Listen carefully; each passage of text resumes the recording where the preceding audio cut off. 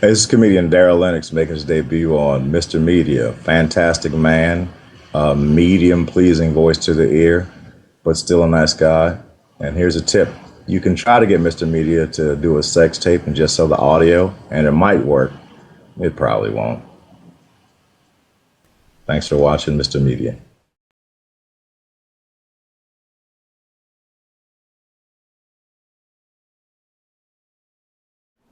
Today on Mr. Media, I'll talk to a trio of legendary touring and super studio rock musicians: guitarist Adam Falcon, bassist Doug Wimbish, and drummer Keith LeBlanc.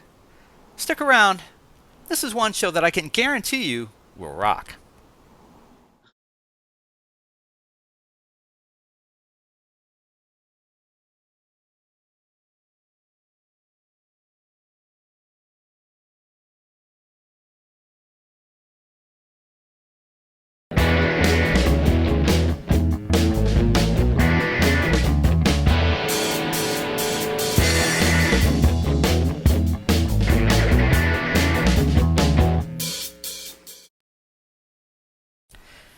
Today's episode of Mr. Media Interviews is brought to you by GoDaddy.com. You know GoDaddy.com from their wild and sexy commercials, but isn't it time you actually test drove their web hosting and domain registration services yourself? For a limited time, Mr. Media listeners can save 10% on the already low price of web hosting services at GoDaddy.com by entering the promo code POD4 at checkout. Again, that's 10% off web hosting when you go to GoDaddy.com and enter the promo code POD4, that's P-O-D, the number 4, at checkout.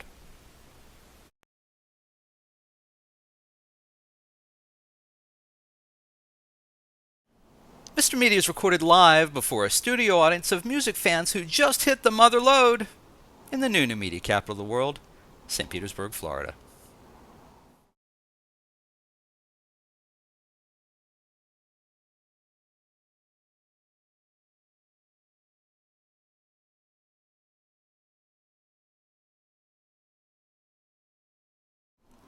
We've taken this show to a lot of interesting places thanks to the internet, including the homes of the rich and famous, a restaurant balcony where a belly dancer wandered into an interview and shook her assets for us, the home kitchen of a TV chef, a Playboy Playmate's bed, and at least one magic castle.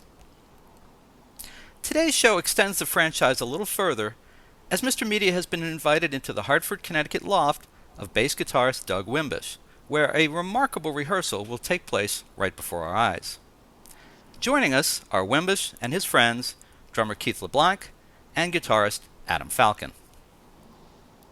Separately, these three men have worked with, get ready for this list, the Rolling Stones, Living Colour, Whitney Houston, Roberta Flack, the Bee Gees, Peter Gabriel, Eric Clapton, the original Sugar Hill Rhythm Section, Melle, Grandmaster Flash, and the Furious Five, TackHead, Jeff Beck, Joe Satriani, Herb Alpert, Annie Lennox, Madonna, Carly Simon, Al Green, Billy Idol, George Clinton, and James Brown.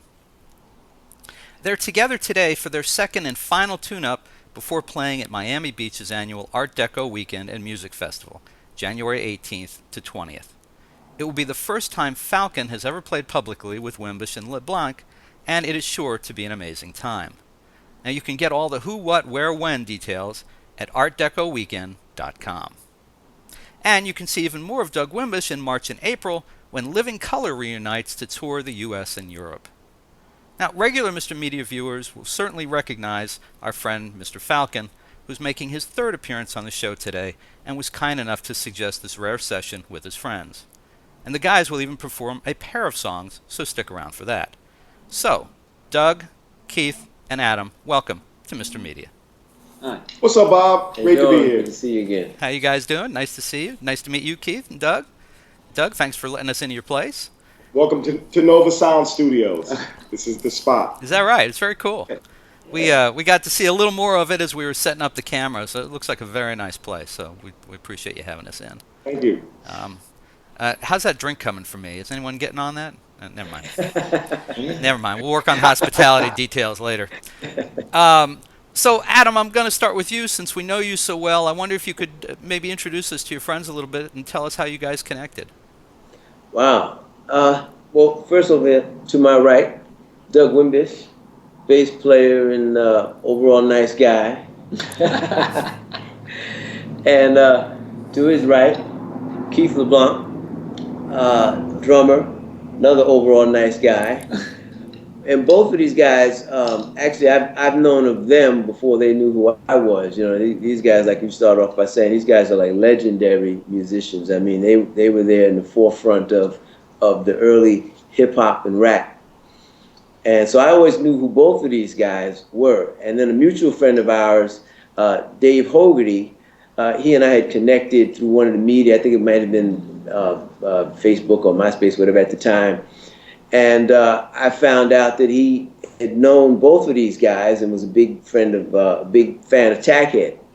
So Dave and I started corresponding, and then he told me about how Doug has this annual show called Wimbash, somewhere in Connecticut. Where is that? It's right here in Hartford, Connecticut. In Hartford, Connecticut. Every year they do this amazing Wimbash festival. Actually, that's what we'll be doing down in Miami is a Wimbash as an offshoot of the Art Deco Weekend. Anyway, Dave had told me about the festival, and Doug was kind enough to let me come up and do my thing, and then through that we connected.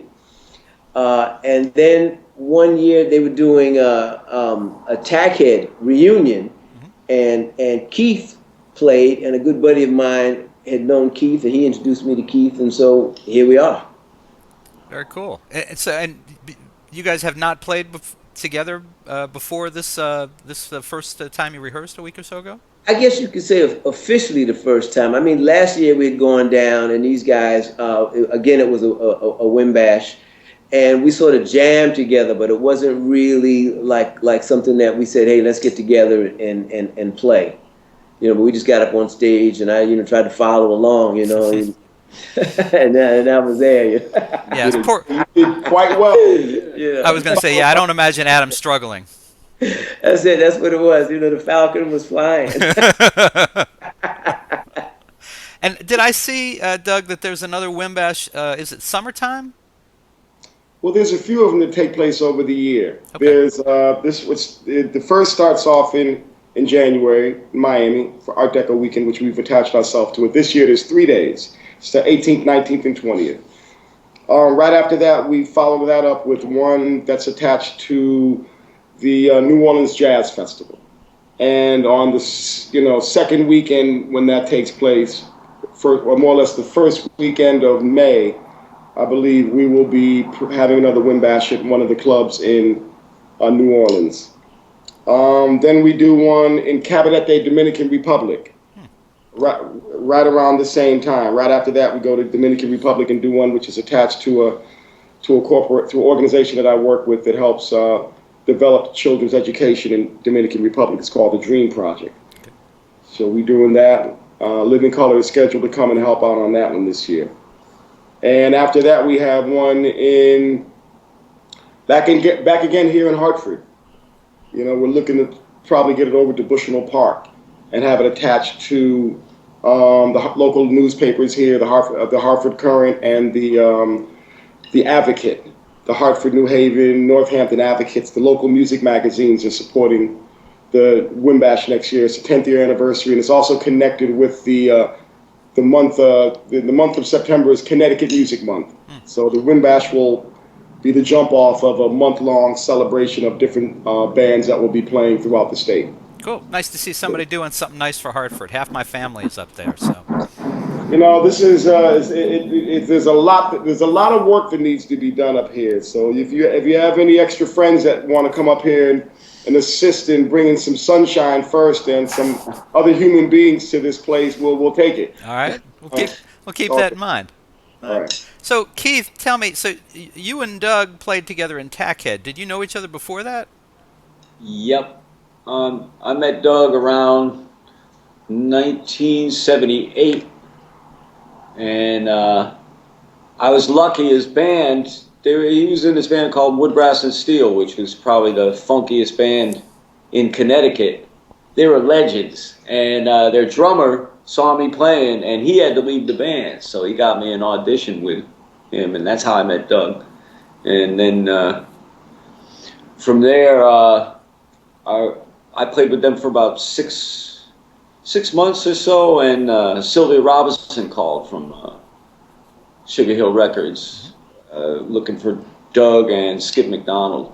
And so I kind of went up there with them by default, and we just hit it off and played in different combinations over the years. It's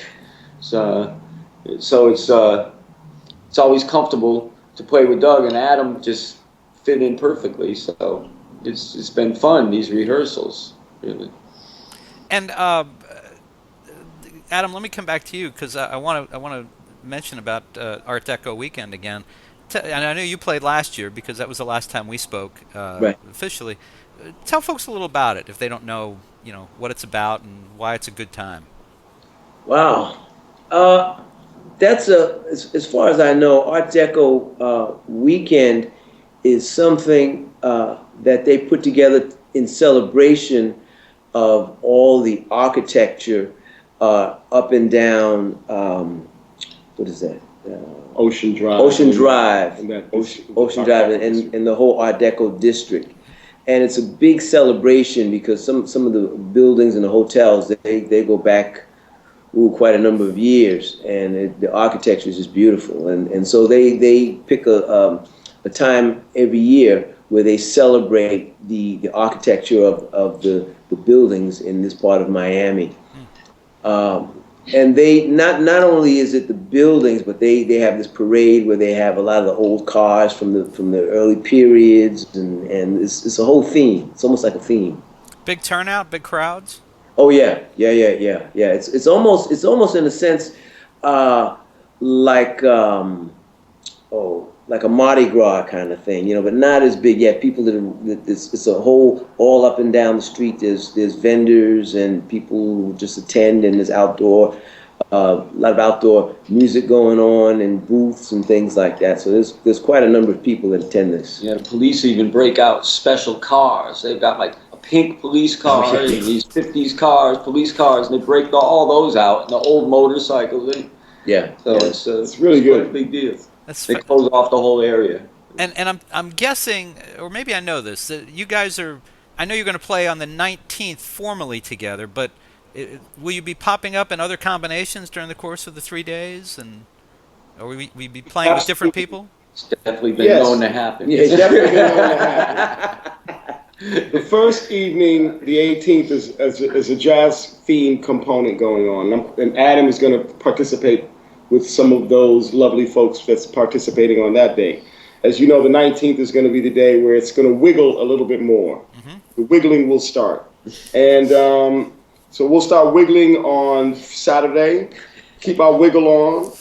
And then Sunday, we will modify for Sunday brunch wiggling.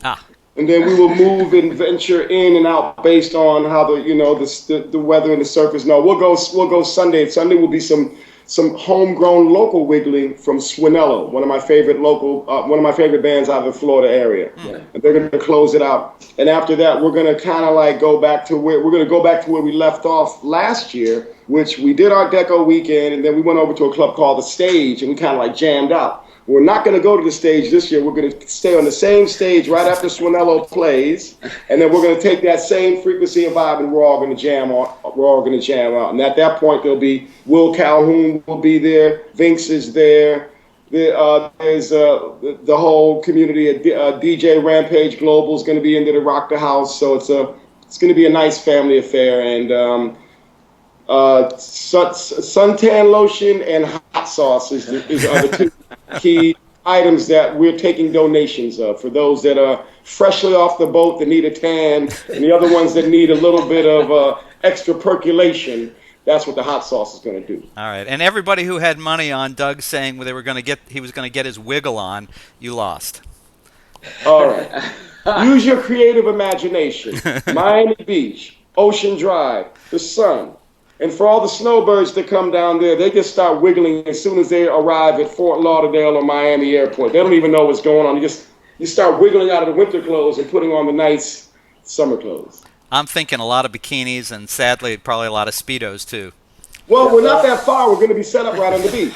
So the atmosphere is really cool. You know, you have right on Ocean Drive, and then there's the point and place where there's the Art Deco building and their area, their home base. We're right in a nice, very cool area. So there'll be bodies lie stretched out on the beach enjoying the actual sun, and we'll be providing the frequencies of entertainment.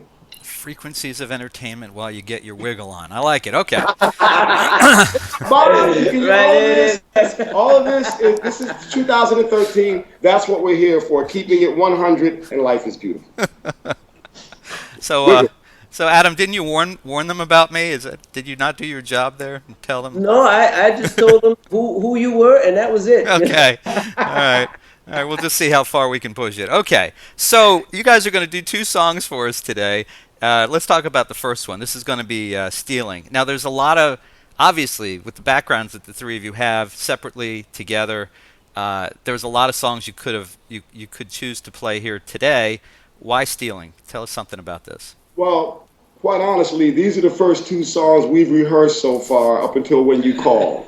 So in real time, the law of average of us being able to interpret what we've done since last week is more memorable for us elder musicians at this particular moment. No, actually, it's just, and that's kind of like really realistically what's happening. Stealing. The hook is stealing in the name of the Lord. It says it all in itself right there. And that's an old TackHead tune. That's an old TackHead tune from Keith. You can chime in. That's an old TackHead tune from way back. And Adam came in with a chart of it, first rehearsal. It's unbelievable, actually. So we had to get a picture of it because I think we've given out 2 MVPs for TackHead. He got the third one. The third one. I'm an honorary TackHead. Chart for. He came in with a chart for Airborne Ranger, which was a TackHead tune that we're doing. But Stealing is it's commentary on the radio evangelist, television evangelist gone wrong. Yeah, is that about it? Continue. You're doing a great job. Gone wrong. That's about it. Go down the wormhole a little bit more. Yeah. It's Saturday, so we can talk about it, right. But it's basically that. It talks about all the things that happens through our life and how people go in and out of different experiences. And the frequency of what we all experience, everybody kind of like comes to a point where we can talk about it. And this is a song that maybe this says something that maybe some people kind of are like, hey, you're getting a little, it's a little bit too close to the mark. You're going to hell. No, but it's more. We're doomed. We're doomed. It's like the Mayans are gonna get you. But the reality of it is, it's the beauty of life is to experience all these things and we need all of these things to balance everything out. And at that particular point where we were with TackHead, we made a great song called "Stealing in the Name of the Lord." We'll do that first. The second song is. Too Late, which is really about polluting the environment and not being able to fix it.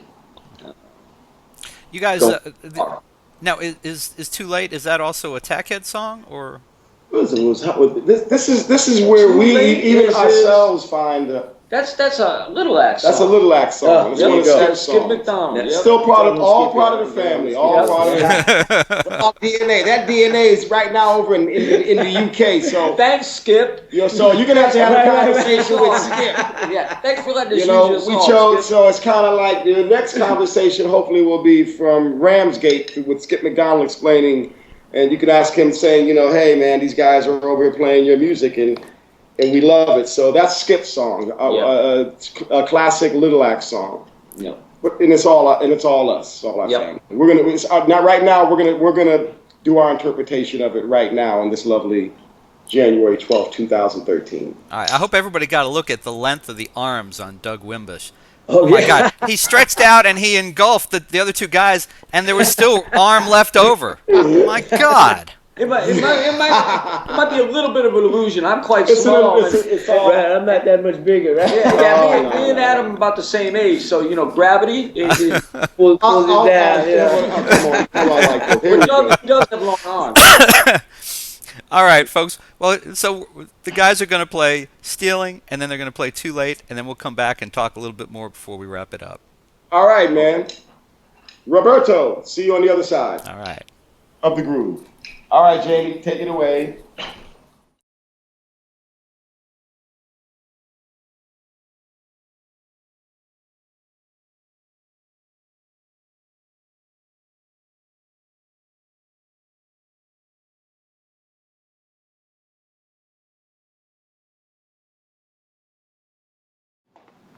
All right, are we ready? Ready. Here we go. Go ahead.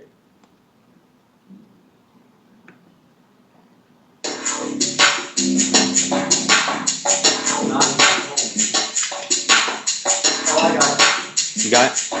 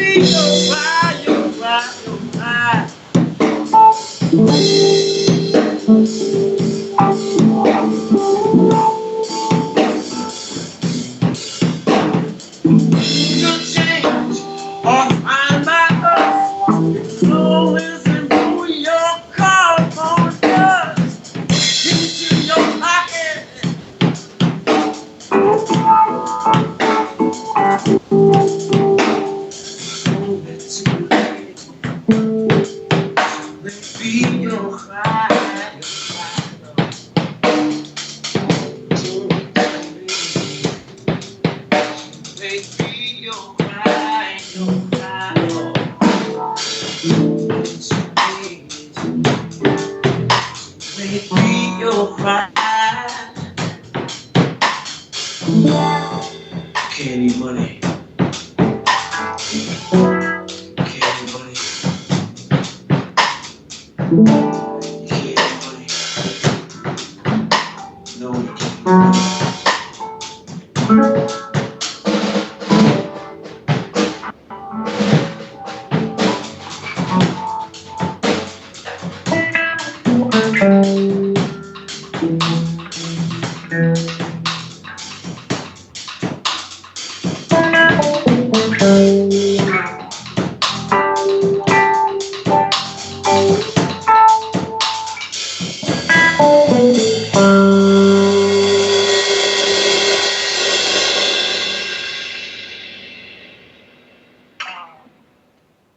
That was cool, man. Do that in there so that it finds itself, doesn't it? Right, it finds itself. That's it. Sometimes around it is out there. It is like what? We just play it and then we join in. That's it. Disco loopies in there. Yeah. That was great, guys.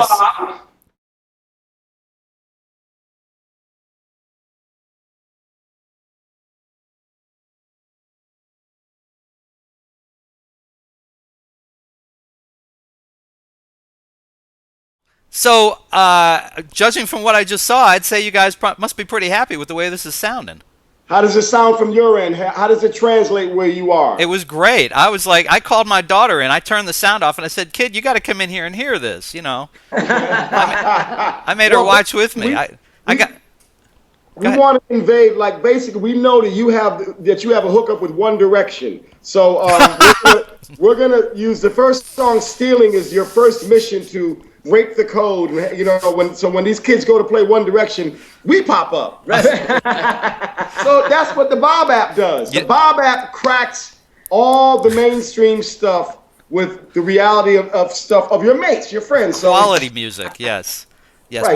my connection to One Direction is that I saw them on Saturday Night Live and they got about 30 seconds in and I changed the channel. That's my connection to One Direction. My daughter would have fainted. She would not. You would be banned from the house right now if she knew you did that.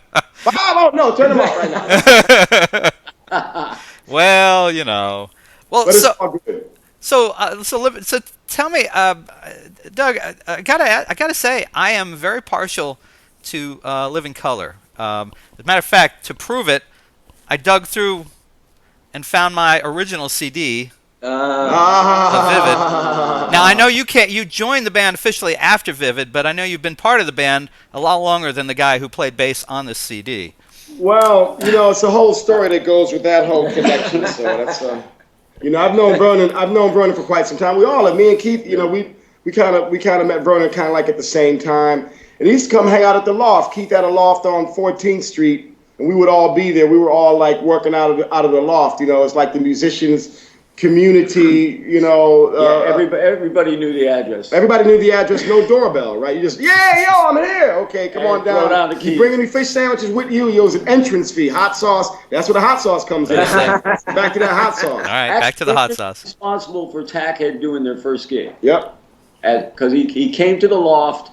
And we had gotten a lot of press from somebody in the Village Voice on a record we had just done, TackHead. And he said, right. He came in, he said, "Gee, that press is nice, guys, but can TackHead do a gig?" You know, me and Doug kind of, because it was a studio experiment, you know, kind of looked at each other and went, "That's a good question." That was a challenge to put TackHead together. At the same time, Vernon was in search of he was looking to put something together himself, and that was Living Color. It was started off as Vernon Reed's Living Color, but it ended up Living Color. But it all was taking place realistically at the exact same time. Yeah. Like this 1983, 84 was our connection when I kind of hooked up with, we met Vernon through Ed Fletcher, Duke Booty. So that took place like in 1983 when we did Fletcher's album. He brought him up to Vernon Records. He bought, and then I befriended Vernon, and then I kind of invited him to come up to Sugar Hill and stuff like that. And, you know, we kind of connected, guitar player, bass player kind of vibe, that kind of vibe. You know, we kind of had some conversations, invited him up to Sugar Hill. So that started like in 1983, somewhere like around that time frame. Fast forward the tape, Vernon's every day coming to the spot, hanging out, rapping. Because, you know, the place was a real good community kind of vibe. and there was a lot of folks came through there. So Vernon would be there. We sit down at the table chopping stuff up. Vernon was working at the Village Voice at the time. He was a huge TackHead fan. He was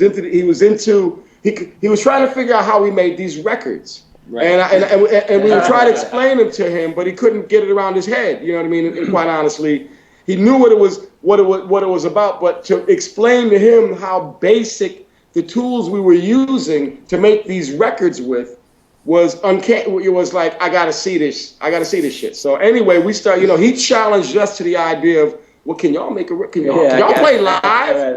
Right. Well, can we? So that took stages. So fast forward the tape. I'm doing some stuff with Vernon, blah, blah, blah, blah. At that same time, in '84, I get a call from, Jeff Beck. So I hooked up with Jeff Beck at the time. Arthur Baker, we were all working with a producer, Arthur Baker. We met Jeff Beck through Arthur Baker, doing a lot of remixes. Fast forward, I ended up meeting Mick Jagger. I met Mick Jagger, befriended, blah, blah. He asked me to, join his band and do all kind of lovely things. At that particular time, Vernon had put together Living Color that was on that record. Because the original Living Color started off with it was a couple of movements that took place before that set of guys settled. And I was like, I was working with Mick. Mick had asked me about the band. I was like, yo, man, you produce all these blues cats. Why don't we go and check them out down at CBGB? So went down there and checked them out with Jeff Beck. And kind of like gave the band a basic co-signing in a sense of reality. And at the end of the day, like it was really. I had to say the guitar. You know what I mean? Yeah. I didn't even notice that. Man, my peripheral vision was working. I'm not so glad. Slowly tipping. Great, grab that. The guitar was doing a wiggle. It was wiggling. So anyway, the Vernon had started busting it out with Living Color. Mick had asked me about the band. I suggested that he, help him out. We were in the studio mixing Mick's record at Right Track. Ed Stason was the mix engineer at the time. And Dougie was like, what should I do? I was like, nobody's here in the studio on the weekend. Come in here and do something with me. I'm not Mick Jagger. You are. But he listened to what I said, and I gave him a little bit of encouragement to know how to deal with the New York City musician that I was I was a translator. You're not gonna get your ass whooped. It's gonna be all right. They're not gonna body slam you if the shit. Let's go in the studio and do some stuff with them. So that's what kind of went down a little bit like that. And then at the same time, Keith was involved. We all knew it was the same circle of people. We all kind of knew these circle of fifths people that were all involved in that downtown New York community and stuff. And it was circling around these same similar names. So they did the record. I helped co-sign to Mick to, go in and do that. And he cut a couple of singles with them. And then, they did the album. It took Mick about a year to shop that record around. It didn't happen like that. It took a while. Keith was involved doing some remixes and stuff like that because Vernon's a huge Keith LeBlanc fan. When Keith did Malcolm X No Sellout, that was a big turning point in hip hop, as far as I'm concerned. Sonically, posting a message around this same caliber of really conscious stuff. Vernon was working for the Village Voice and he was conscious of what was going on, so he always had his ear there. And we were mates, so I was happy to help him out. To see that he's got the eye and the ear of somebody that's asking about something. I'm like, of course, hell yeah. I mean, we had TackHead, but I'm like, you don't want to do nothing with TackHead, Mick. Maybe just come and play some harmonica with us. Our shit's too fucking loud. He it's about as far as that's going. Mick came to a TackHead. You go back over there and do that other stuff. Part of the dressing room, this kid with him, and we had Mark Stewart with us. Oh, it was real industrial. Yeah. Yeah, pretty out there, industrial English ranter, and Adrian Sherwood. He got a load of them. And Doug says, "What can you do Satisfaction?" And no. Stop being messed up. But that was the circle. That was what was going on. It was kind of vibing. So Living Color starts to do their thing, rise to the occasion, and it's we ended up doing some stuff with them. It's kind of like family. We're all looking after each other. The TackHead crew and Living Color crew, they come to Europe. We're over there looking after them, and vice versa. So we all became mates and friends, and it just stayed. Yeah, it's still like that. Still like that. It's still like that. So when Muzz left, it was natural progression for you to help him out, man. well, it was You know? what's what mates are for, right? You know what I mean? Everybody, you try to step up to help your mates out when you're asked, and here we are. We're all in living color. You too. yeah. We are living color. Maybe a little less on this end of the camera. I don't know. If you put the album in front of your face, it looks really good with the microphone like that. There you go. Like that.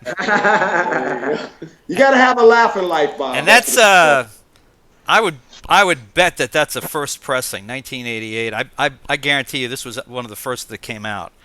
So I know you're not collecting anything on this one, but I'm just telling you. Memories I collect. There you go. Memories. There you go. And I understand because I actually do an occasional bit of research. Living Color is back out again, got a new album, and you're touring in March and April, UK and US. Is that right? For clarity, we're celebrating the 25th anniversary of Vivid. Okay. And the fact that everybody's able to be here today to celebrate that, and that's going to take place between starting off in the UK and in America. And probably even as well, Muzzy will probably join us in a couple of key cities to kind of like keep stuff in we're doing our little mini Stones things, bring Bill Wyman back out, make sure that he's got a little bit all right, darling. Yeah. Let's do this. That's nice, man. But just kind of like, because we can. You know what I mean? And like in the reality of how you do things in life and in family, the only thing that stops you from doing something is yourself. And if you have something that's going on where you look at bands and other things that goes on, there's so much drama and all this other shit stuff that's all cool. But none of us are going to be as big as One Direction, so we try and make it happen. All right, one more question about Living Color. We'll move on from that.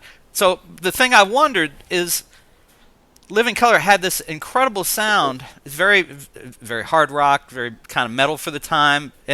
The only thing about it was you could get a hard rock, heavy metal fan be listening to it, and then the jaw would drop when he saw that this was an African-American band. And I got to ask you, do you think over time that held that band back from being, keeping the continuity year after year and staying together and playing? Did it not become a bigger band just for that reason? Was it a race issue, I guess? Well, two sides to that question. I mean, the first side is, the shock and awe of seeing any Negroidals up there playing rock and roll has always been, that hasn't changed. When Abraham Lincoln so-called freed the slaves, he ain't freed the slaves in the music business, number one. We're talking about the 80s, Reagan, post-Gorbachev, all these different things. A lot of things were still very, very happening. George Wallace was probably still alive back then. God only knows what was going on. Anyway, there was a lot of things that were happening, and the record industry was the record industry. Hip-hop helped break a hole in that kind of stuff, in a sense of freedom. But Living Color was hope. Living Color was like, was the reflection of all the other artists that came before us. So, Living Color was like a real big band that enjoyed all kinds of music. But being black, you get stereotyped in this world, in this planet, and that's where things can turn and take a twist.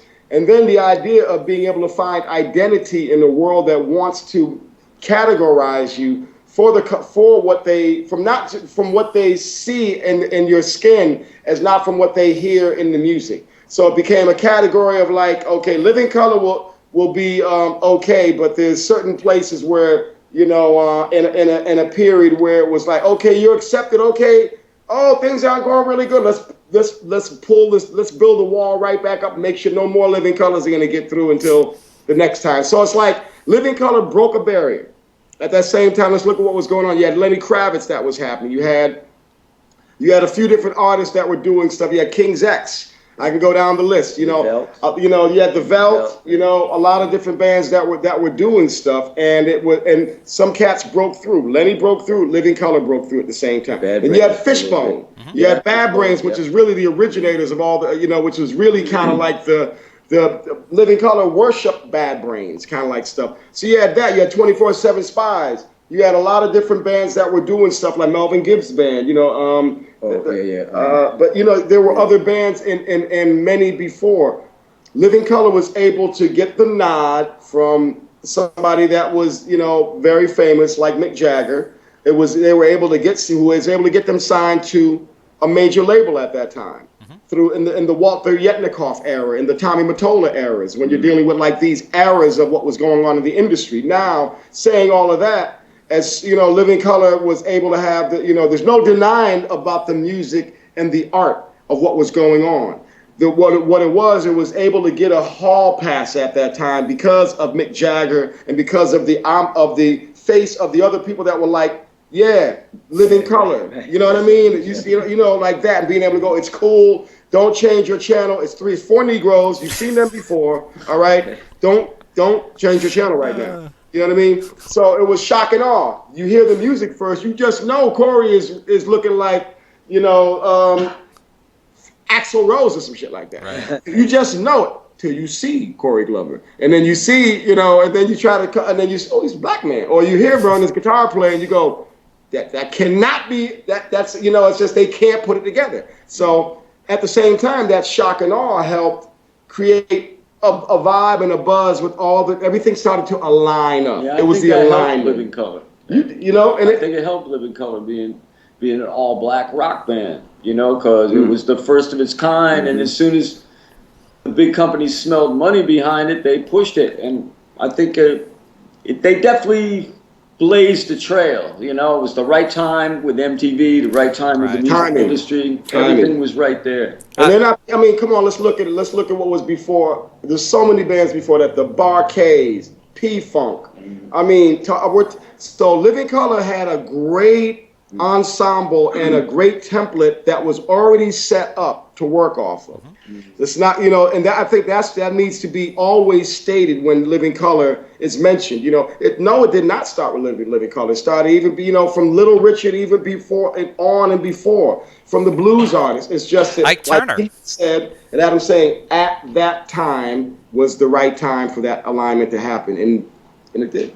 But what happened was, on the second side of that coin, is once things started to go and start to play out, it's too much too fast sometimes. When you go from being an avant-garde under, New York City band, downtown band, to hitting it and all of a sudden, boom, boom, boom, boom, you have to have enough of the right people and components in place to be able to orchestrate your schedule, your career, and the things and the thoughts that might be going on. So usually what happens is, which what happened with Living Colour, it was Vernon decided to break the band up. And based on whatever was going on in his life at that particular time, or how he saw that, and basically, so it ended abruptly, but with the notes still resonated. So it's like all of a sudden, it's like somebody stopping a song with a big reverb chamber on, and the reverb's still going just endless, so that kind of, and then when that reverb, when the last note hit and the reverb's playing, they built another wall up. You understand what I'm saying? The music industry was able to get they were able to go, oh, really? You Negroes are finished now? Get that wall up. Let me get my boys there. Help. Right. They got the Sandy Committee to come and help build another wall up. Sadly, we're laughing, but we all know that it's basically true. It's just... Correct me if I'm wrong, and now what do you have left? The Roots, and stuff like that. So you have different bands, and it's just the whole art, the whole industry, the art, from where we came from, us, this generation, this Bronx boy. I mean, we all came up from the same, we all ate and played at the same clubs. No matter what music we were doing, we're all playing in the city. We were sleeping on floors, man, waking up with a rat in your face or some shit like that. You know what I mean? We would know. We really were there. There's nothing given to us. There's no silver spoon at all. Right. And we say it from the beauty of Connecticut now or whatever. But, the reality of it is, it was real.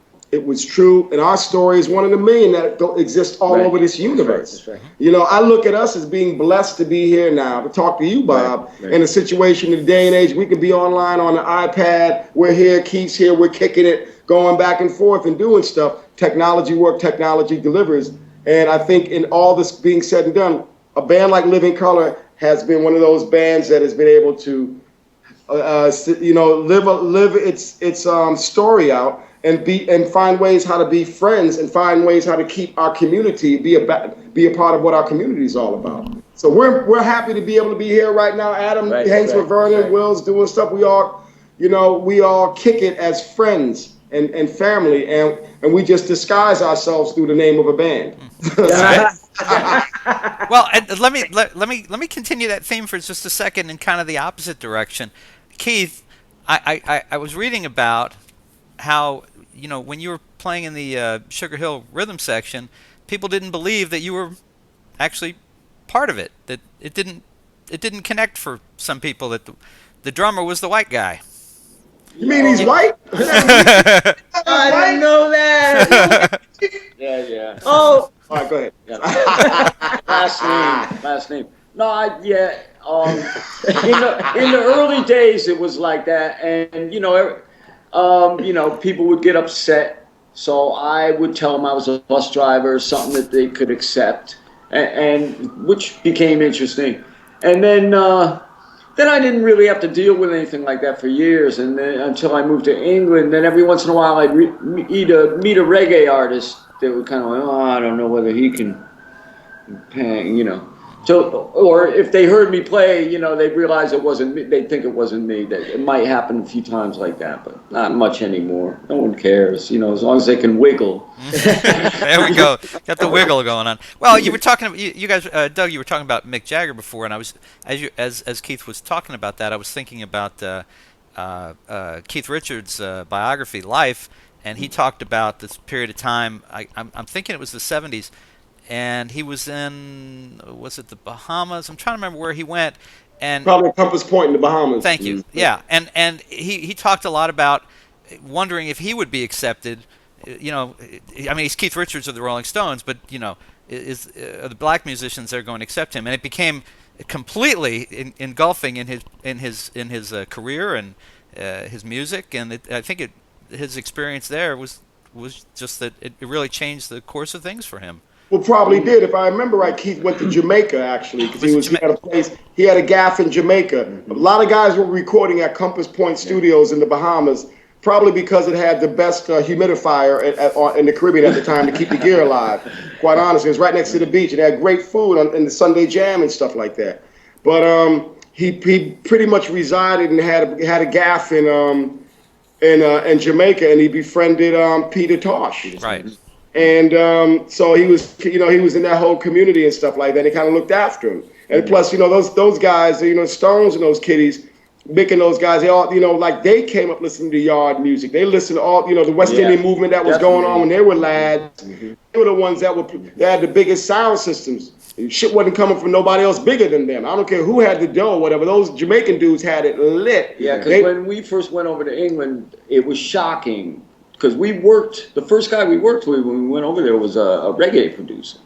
And the frequencies they were using and the reggae music we heard, you didn't hear stuff like that in the States. We were not ready for that. Wasn't ready for it. Took our heads off at first. So so I'm quite sure that was, Keith and them, they grew up, they knew those songs. It's kind of like they shared a common theme. You know what that was? Blues and R&B music from America. Right. That's what they shared. They would don't get it twisted now. Don't Bob Marley would put that tight suit on and do them Temptation steps or something like that. You know what I mean? So if you think about it, that was what was happening. They were listening to the blues artists. They were listening to the country western artists. You know what I mean? So that crowd, that audience might have been more liberal than our audience. We were listening to James Brown. We were listening to King Curtis. We were listening to certain twists on stuff, things that were, and country western music might have been something that we saw on TV, but we were so familiar with it that it was part of our, we were just around it all the time. But James Brown sliding across the stage real fast with one foot is quite stimulating when you're a kid and you see it live.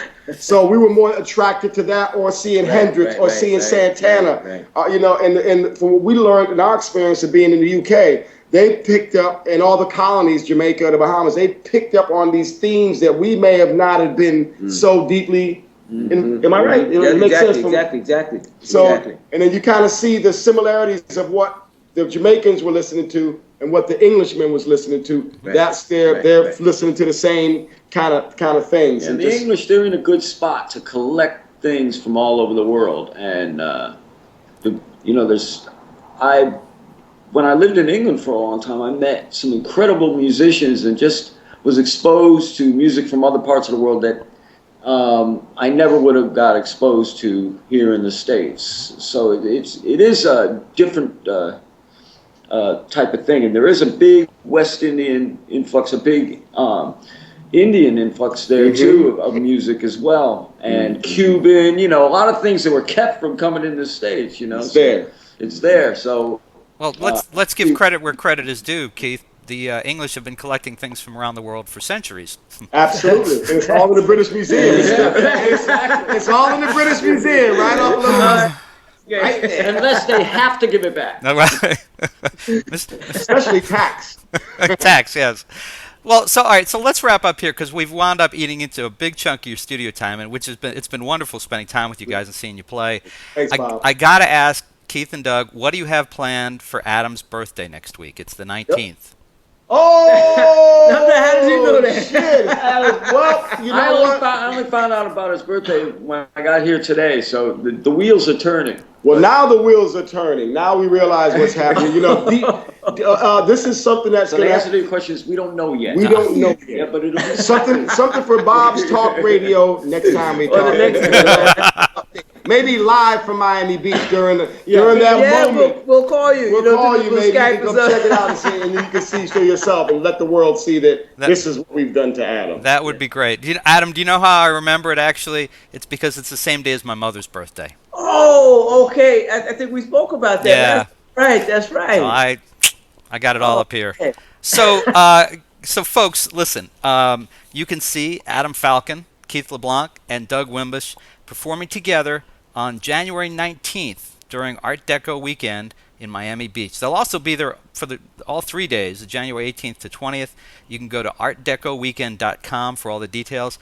Guys, we want to give out a website for each of you. Do you want to, plug something individually?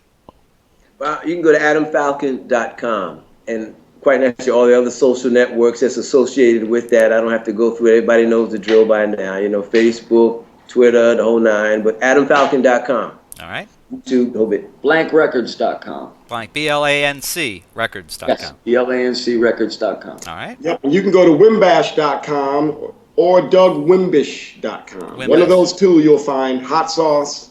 Yeah. And government cheese. And if you go to my website, you can download my whole sample library for free. So. Oh, that's very cool.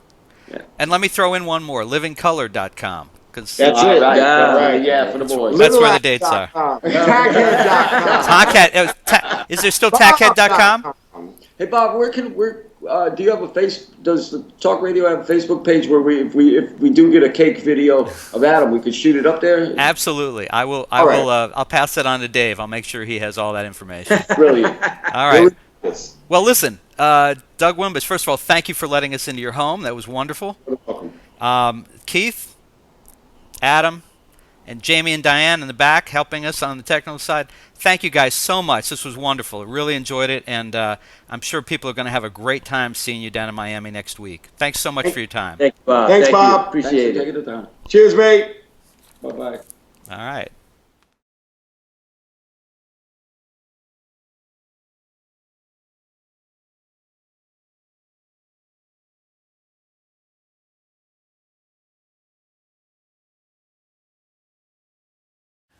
You can see and hear almost 1,000 Mr. Media interviews by visiting our main site, mrmedia.com, mrmedia.com.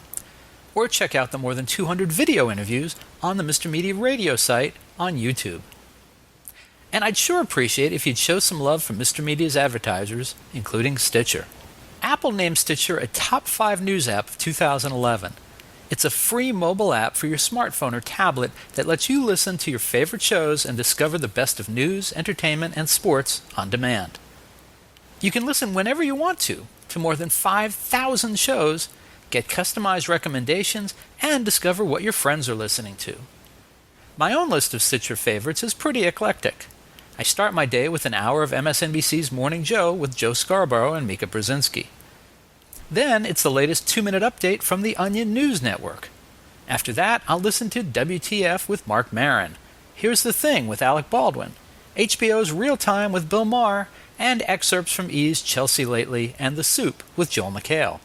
Also in regular rotation on my Stitcher playlist, The BS Report with ESPN's Bill Simmons, the TechCrunch headlines, and the Don Geronimo Show. The latest episodes of each show, whether originating from broadcasts, cable TV, radio syndication, or podcasts, are continuously updated. Stitcher is a free app for your iPhone, iPad, Kindle, Fire, BlackBerry, Droid, and more. And show your support of Mr. Media by getting, did I mention it's free? The app at Stitcher.com/Mr. Media. That's Stitcher.com/MR Media. Stitcher Smart Radio, the smarter way to listen to radio. We're also supported by Audible. Check out Audible's 30-day trial membership and download the audiobook version of the book everyone's been talking about, 50 Shades of Grey by E.L. James. Sign up for your free trial today at audible.com/radio. Again, audibletrial.com/radio. And finally, if you need a disc jockey for a wedding, bar mitzvah, corporate event, or just a big old party, please consider calling 1-800-DIAL-DJs, the party authority for all your party entertainment needs. You can call 1-800-DIAL-DJs or go to their website, 1-800-DIAL-DJs.com, and tell them Mr. Media sent you. And thanks for listening.